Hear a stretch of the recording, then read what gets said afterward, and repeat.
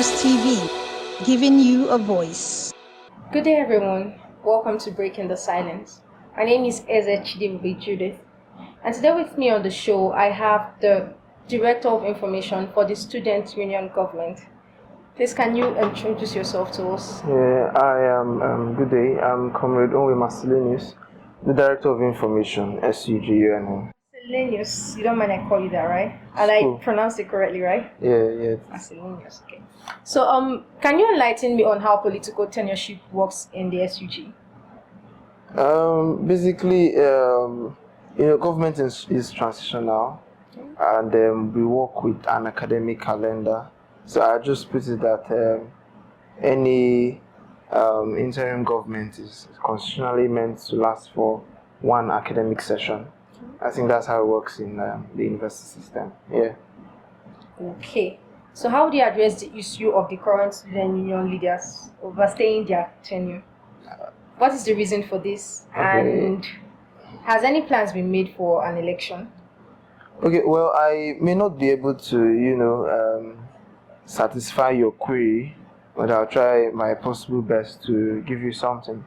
Our government is quite peculiar in the sense that we've experienced a series of events. We experienced the long ASU strike, which lasted 9 months, and coming back, we had a lot of hiccups in school. The strike affected a whole lot of things, the timing, the academic calendar, and stuff like that. So, coming back, school is trying to balance everything up and all. But if I fast forward to what is playing now, they already planned. Like I told you, it's transitional. Usually, SUG elections are meant to take place first semester, and we're already in second semester. These are because of the challenges. Some particular challenges that the university is facing. That is why they're yet to conduct elections. Because even if you factor in the whole strike and everything, I think our time in office has lasted over the about 10 months now, if not more. Yes, which is what is usually meant to be. So definitely plans are being made. I think there was a little uproar, I think a month back, concerning this particular SUG elections, where we called these aspirants and those who were championing this uproar, and then we addressed the issue, assuring them that plans are already put in place. Once the resources are available, elections will be conducted as it should be constitutionally. Yeah. Thank you for enlightening me on that. So what have you guys been able to accomplish? I don't have any draft with me, and I've spent quite a long time, so I may not be able to, recall everything in this instance to pinpoint, let's say, the achievements of this government. But I think we've gone a long way in trying to fight for the interests of the students, which we are in office to protect. Even though it hasn't been easy, honestly, it hasn't been easy. It gets to a point where even when you're giving your very best and you're not seeing results, you begin to doubt your capacity and all. But this government notwithstanding the tough situations, we've continued to do our best. How do I put this now? I'm trying to recall peculiar events or key events. On the student representation aspect, we've ensured that whatever is not comfortable for the student has been channeled properly to the school administration. We've hosted countless events. Call it skill acquisition, call it then digital trainings. We've hosted countless of them, both social events, intellectual events, debates. We've hosted events. We've brought in people, resourceful persons over the period of time in office. Some of which I cannot begin to list because there are just so many of them when it comes to the event. The student representation aspect is there, and let me just leave that for now. I don't have any draft, but unless if you want to draw my attention to particular events, then I would address them. But we've done quite a lot in office. Too many to even mention. There's so many of them. Yes, I'll just leave it at that. And in terms of the development of students and their environment and learning environment, what have you guys accomplished, please? When you talk about learning environment, the student union government is a Of course. body for representation. Of course, You yes. get. Our role is like we're like the bridge between the school administration and the students, giving more regard or preference to the interests of the students. The student union government is not going to come and build classrooms for you Of course. or rehabilitate your buildings or stuff like that. What we do is, when we see that this is not conducive for our students, we channel them to the appropriate offices to handle. You get. So when you talk about learning environment, you talk about all these things, the grasses that are currently being cut, we make sure that, you know, once you feel like it gets to that level and the environment is dirty and all of that, we've contacted waste disposal persons. When you talk about environmental safety now, you know, cutting of the grasses, waste disposal, we've always been on the school administration's neck to ensure that once it is due, even before our students begin to complain, when I think we had issues with sewage in some of our hostels, you know, all this kind of, the reports come in, and as soon as they come in, we make our own investigation, and if the school's attention has not been drawn to them, we draw the school's attention to them, and we see how we can sort out these challenges as soon as possible. Yeah. Interesting. Interesting. Thank you for that. Okay. So, I would also want to know if you are aware of the recent drowning incident that took place at the Adada waterfall. I don't know if you guys know the current SUG board. I don't know if it has gotten to your table or your desk, because it's a very, very, very, very viral issue right now. Everybody's talking about it, different faculties, different departments, different students. Okay. If the person in question is Machidozie, popularly known as Mazi, is somebody I know personally. He's a friend of mine, so it's also a big loss for me as a person. I felt it, you know, and definitely we're all in the system together. So when something like that comes up, we take action immediately.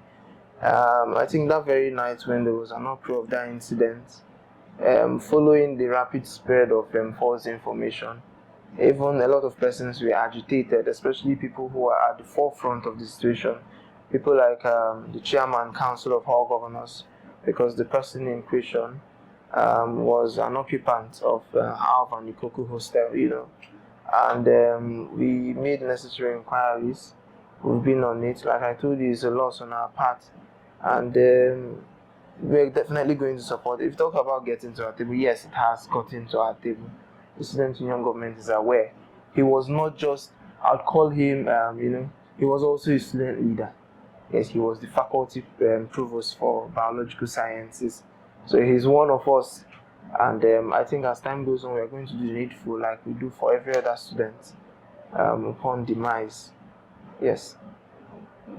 So, do you have any brief frontline information on what actually happened then? Because a lot of stories have been flying around concerning the particular situation. I've had like up to 7 different stories about what actually happened. So, who do you think should be questioned for this particular event?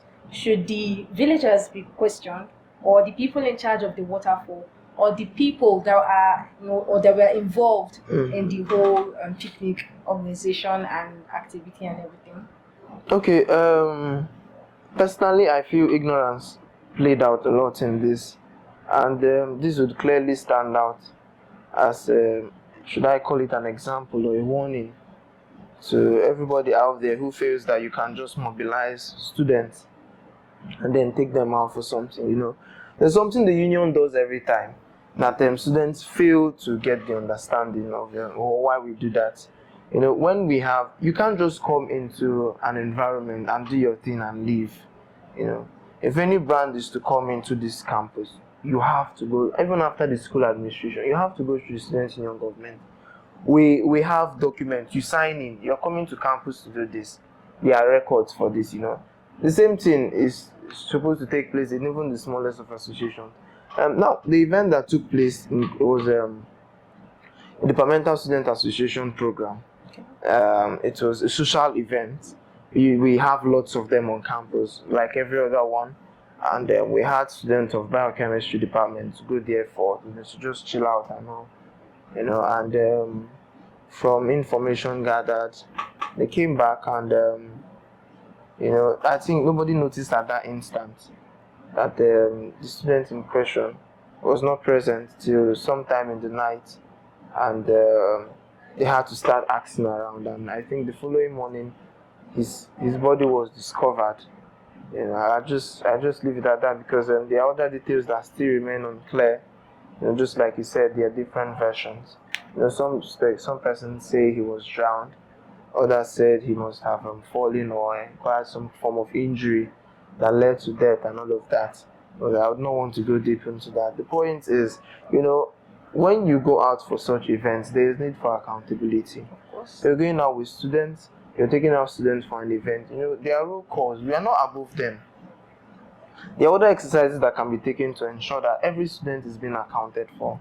I think a lot of persons have learned a lot from this now. When you're going out for such activities, you have to be very careful. You don't just go out and then you expect that everybody is in one piece. Your eyes can be everywhere. That's why we keep records. That's why you're informed, or you inform others that this is the activity you're going on. So may God rest his soul. Ezra Machizozie. But I feel like this should also go out to every student leader, and every student out there who want to organize and go for any form of event. Keeping tabs and accountability is very important. Don't neglect anything. It can cost as much as a life. Yeah.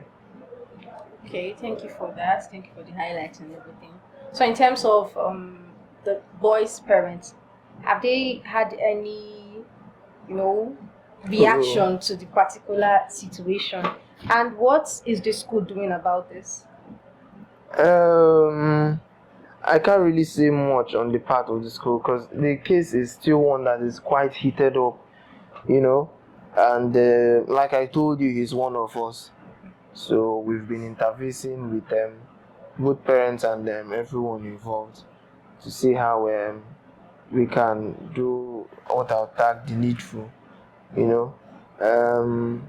The HOD is well aware. Like I said, I can't really say how far the school has gone in terms of their action, but I would speak for the student union government. Like I told you, I have been saying he's part of us. Yeah. So we've been following up, and it's so sad that we've had series of deaths over the past few days. I think it's not even up to 2 weeks. 2 weeks. It's not even up to 2 weeks. We buried one of our own, Igoli Kenechukwu Santigi, who was a renowned student leader. He was popularly known. So and we also did, we were present at the burial, the funeral mass, we did candlelight, and we did all of that. So we take every student is equally important. We're going to do the same rites for him as time goes on. We're following up on the events. That's what I would say. Okay. So in terms of based on the students actually, do you guys suggest that the waterfall be out of bound for students for now? Is it going to restrict the current situation, the current event that just happened, that took place? Is it going to hinder the students from going to the waterfall? Is it out of bound for students, This current incident has put some level of fear on our students. If you observe, everybody's like, okay, because Adada is it's a recreational site that is quite prominent amongst our students. I think every weekend students are going there, and you don't predict such events. If this didn't happen, you still find out that, who knows, this Saturday you see another flyer, let's go to Adada waterfall and all of that. So you can't. I would say there's fear, so everybody is going to be cautious. And with the tension around there, I don't know. I don't think there's been any release as to if it's still open for visitors. But I don't think there's been anything to that effect, not to the best of my knowledge anyway. But I feel that, and we can't go as far as, Adada is not inside UNN. It's not UNN property, so we can't go and tell them to shut down. But I believe there's fear on the part of our students, and would also encourage them to be cautious. Not just Adada waterfall, it's just one of many that our students go out to. Yes. So just be cautious when it comes to going out for such events. Yeah. Okay, so are you aware of the recent incident involving an SUG aspirant who is allegedly said to have raped a student? Yes, I'd say I'm aware. Yeah, I'm aware of that as well. So, how are you supporting the survivor, the victim of the rape incident? Um, Rape is not, it's not any small incident. I was truly pained. In fact, for the fact that the headlines captured a former SUG aspirant, they didn't just call his name, they tagged it an SUG aspirant. And I'd say in my mind, or what I was grateful for the fact that it didn't go beyond SUG aspirant, because it was already a big blow to the image of the SUG. For somebody who once vied for a position to lead the students to be caught in such an act or found wanting, it was so disheartening. I felt personally, I felt very bad. I kept asking myself, when has he gotten to this? How bad can that sexual urge be that you can't just control yourself as a man? So that being said, we are not in support. I believe he's still in police custody. Yes, because apparently the should I target the partner or the boyfriend of the victim is not taking the case lightly at all. So it's one that is heated up. We since it went as far as being taken to the police, I would say we haven't really dipped our hand into the situation yet, and to talk about consequences that he would face coming back to campus. It's still in the hands of the police for now. I believe the welfare officer has reached out to the victim. I've not really been briefed on the current mental or psychological state of the victim anyway, but I would ensure that she's stable or she's alright. The last thing you made mention of was that you're not currently updated on the psychological and mental state of the victim, right? So I Yeah. think, as a director of information and as an SUG body, you all should be updated based on you should be concerned actually based on this girl's condition. You should be able to give us updates about her condition, because when you say you are not currently updated, it means she's being neglected. Um, I never said she was being neglected. Neither did I say we are not following up. I think I made some valid points when you raised the issue at first. And I made mention of an office in trying to answer your question at first, which was the Director of Welfare, whose job is to oversee the welfare of our students to an extent. Any complaints that has to do with student welfare, hostel matters related, always go through the Office of Director of Welfare. So there's something when an office is championing a movement. It is not as though the body is not involved as well, but that office is to spearhead. That's why, because that is his main duty. So I told you that he has reached out to her, and probably because of to an extent, if should I say I've not spoken to him in like since yesterday, so I've not really been updated. But during our informal conversations, we update ourselves on such situations. So I've not spoken to him, and that is why I can't really say much as to how she is faring as at now. Yeah, so it's not as if we are not concerned or interested. I told you it's a case that I was very disappointed to hear, and I felt bad, very very very bad. Yeah. Thank you for the enlightenment on that. Okay, so how are you guys or what actions rather have you taken to ensure justice concerning this matter? Or are you guys going to like protect the interest of this particular victim, of this particular perpetrator, sorry, because he is an SUG aspirant and probably a friend to most of the officials in the body? When you say an SUG aspirant doesn't mean that his friends too. We have a lot of students trooping out from different departments on campus, indicating interest. I may not even know 70% of them. It's those that feel that there is need to come and see you that will come and see you and inform you. You get, so you can't just suppose that he's one of us. Even if he's one of us, it is not an incident that you condone. It's not acceptable. I can't even imagine. You get. So you can't say that we are looking to. There's no cover up. You know, why I actually asked the question is because you said when you had of the information, you know, when you got the information, you said you were disappointed and you were kind of embarrassed because they said an SUG aspirant. Yes, the fact So that it's like a SUG date has been to yes, SUG. the fact that SUG has been mentioned, you didn't call. You had to point out that he was an SUG aspirant, or he is an SUG aspirant rather. You had to point out how SUG has been brought in the picture, whether you like it or not. You understand? You didn't just mention that. You didn't call his name. You know, the news headlines did not carry his name. That is why it even brought concern on our part. You understand? And then we are not. It's not something you condone. Not at all. It's too terrible. Yeah. So I told you, like I mentioned earlier, it's still in the hands of the police. Okay. I won't go further to tell you that the SUG has said they will do this or do this to the students.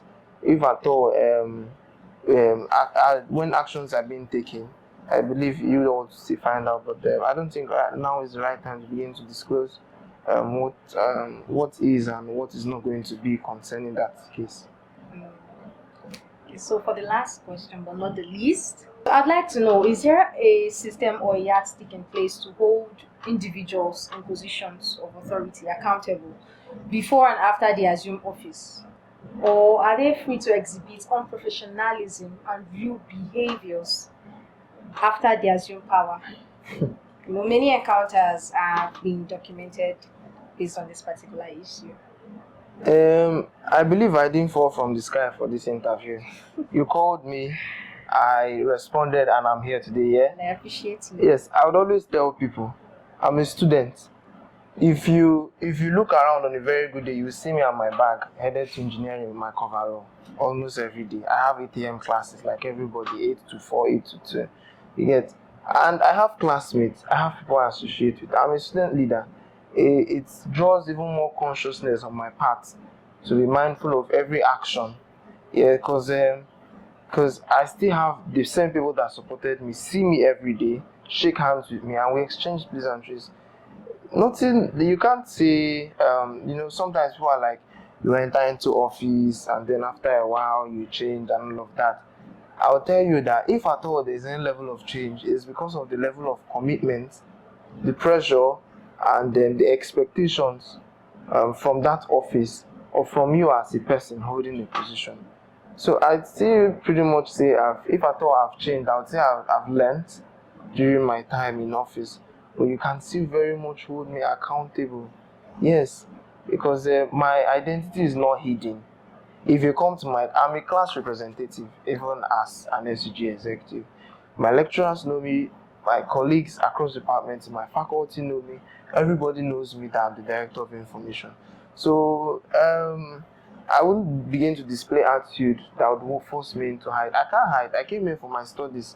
I still go to school. I'll still point out again, my details are not hidden. It's very easy for you to locate me. So you have every right to accountability. You have every right to accountability. Me becoming an SUG executive did not make me immune to regular school activities of any sort. Yeah, so I tell myself when I step out every day, I'm like, guy, you have certain expectations or certain responsibilities you have to live up to, and since there are certain things you shouldn't be found wanting of, you get. So I step into school every day with that mindset that I'm a student leader and I have to represent and I'm in office, you understand? So I do that every day, trying to represent, and I don't know, definitely nobody is perfect. I may have been found wanting at one point or the other, but I've always had people call me to order. Yes, because I still remain a student. If you feel I'm not doing well in any regard, my phone number is always available on every SUG memo. People call, who are like, DOI, how far? We expected the union to have reacted. I'll tell you that, okay, it's in progress or we've not done anything.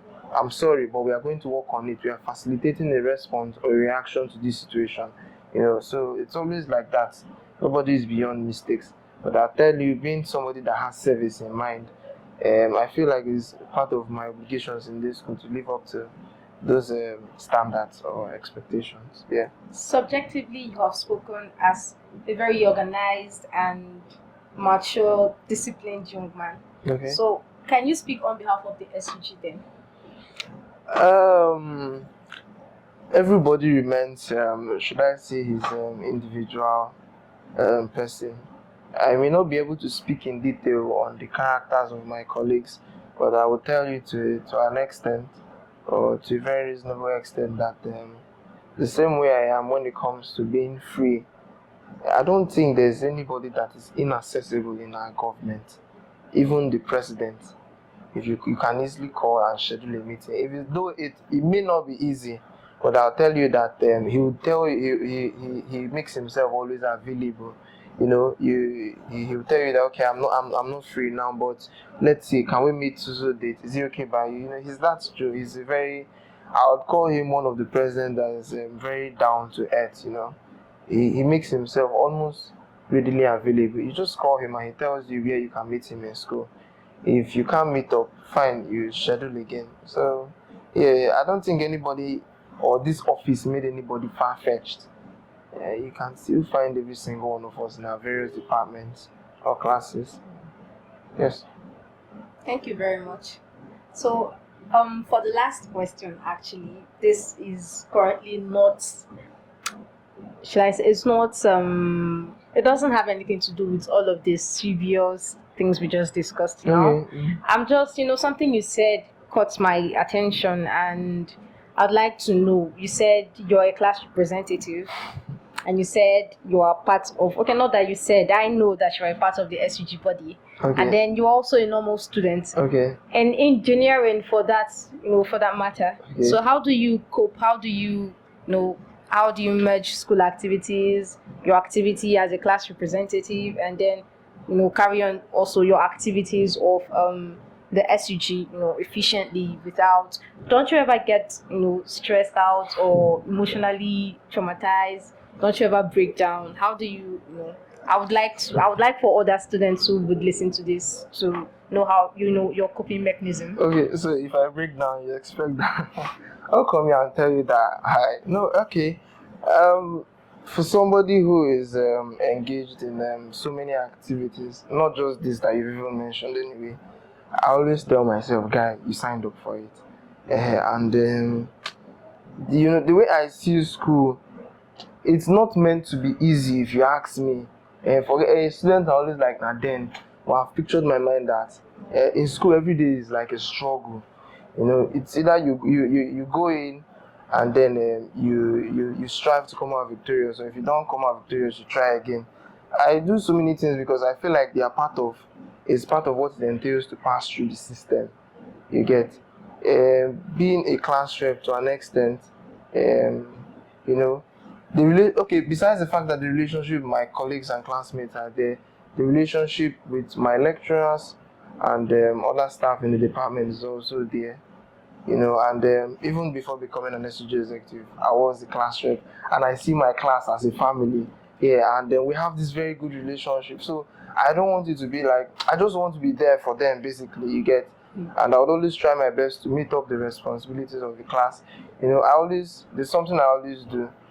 If you call me, you want me to, I'll tell you that from 8 a.m. to 2 a.m. I'm in class. But you see, from 2 p.m. to even 10 p.m., SUG, we go drum. You understand? Okay. I'm down for it. But when it comes to school time, I have school time. We can't schedule a meeting for 10 a.m. unless if I'm very sure that I'm free by 10 a.m. It doesn't work out for me at all. Anytime, I'll tell you that I have class. That is how it is for me. Engineering is not easy. You're being forced to cope with classes and practicals and all of that. Everything is planning, and discipline. If you're able to discipline yourself and you're able to plan well, you can have some level of balance, even though it's not easy. I'm struggling, even though I'm here like this. We'll be appearing and I'm smiling. Yeah, but definitely I'm struggling. But I go with that mindset that you have to conquer. Every day you enter school, there's an agenda. I take all of them. I have notes. Like I legit make notes. If they attend this thing, if I do 5 today, I'm like, I'll play scores. Can we finish up? That's how I am. That's how I live my life. Interesting. So that's just it. Okay. Thank you, Marcelinus, for all that you have said in the show, for the insights and the corrections and, in fact, for your time, actually. Thank you for honoring our invitation. Thank you for being here to Yeah. dissect and, help our minds be at rest on everything that has been happening and keep us posted, on the front line of what the SUG are doing and what they have done, on matters of, urgent attention. So I thank you. I appreciate you very much. Thank you for. Let me also appreciate you guys because you guys are always on our toes to know. You get sometimes we may become so engulfed in trying to handle these situations, we forget that we also have to report back.